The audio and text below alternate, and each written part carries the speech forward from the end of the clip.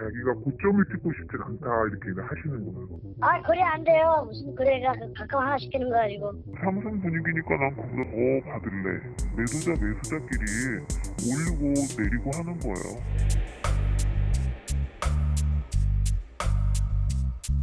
서울을 중심으로 시작된 집값 반등세가 경기 남부권까지 확산하고 있습니다.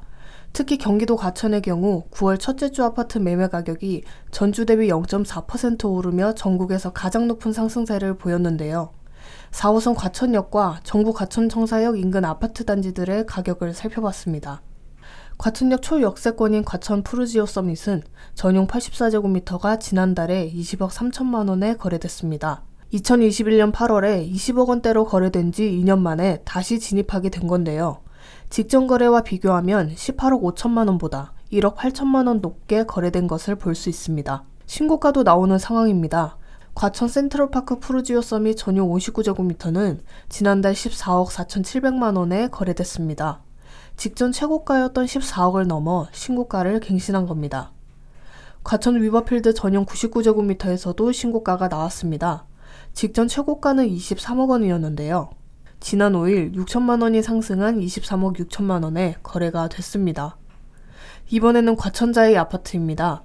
84제곱미터가 지난달 19억 2천만 원에 거래됐습니다. 3층 거래인 것을 감안하면 7월 고층 거래인 17억 4,500만 원과 비교해 큰 폭으로 상승했다고 볼 수 있습니다.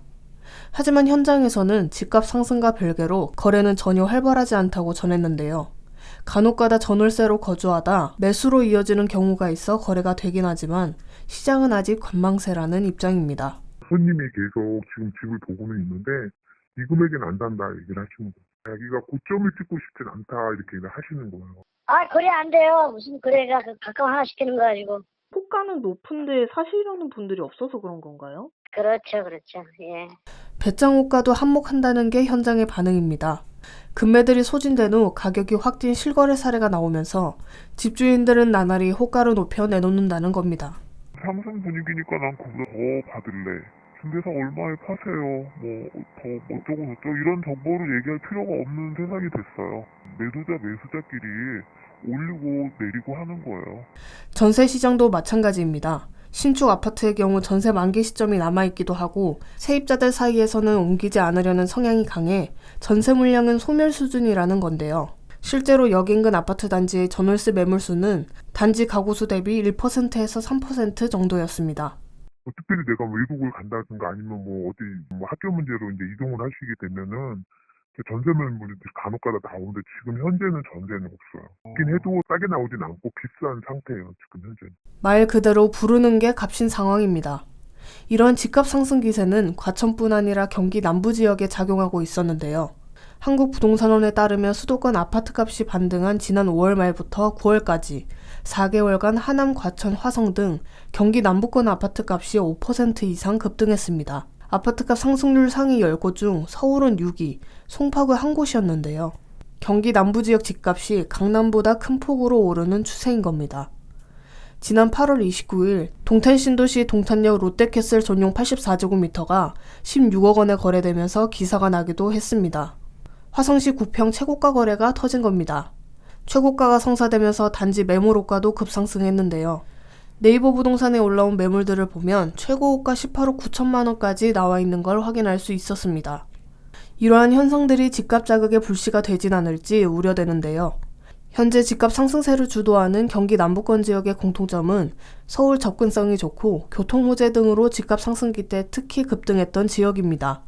급등했던 만큼 하락세였던 올해 상반기까지만 해도 수억 원 떨어진 금매가 속출하기도 했는데요. 일각에서는 경기 남부권의 집값 상승세 확산이 급락에 비례한 급등일 뿐 상승 국면으로의 전환은 어려울 것이라고 판단했습니다. 최근 언급되는 상승 거래들은 지난 8월의 거래이며 9월부터는 다시 주춤할 수 있다는 겁니다.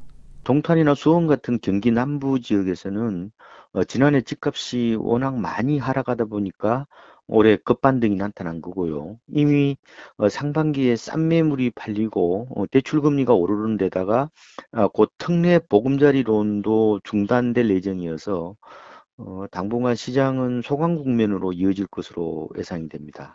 오는 27일부터 특례보금자리론 일부 상품 판매가 중단될 예정인데요.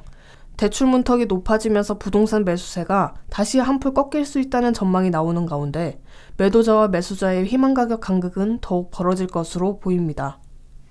방금 본 영상이 도움이 되셨다면 구독을 누르시고 더 많은 부동산 정보와 함께 하시길 바라겠습니다.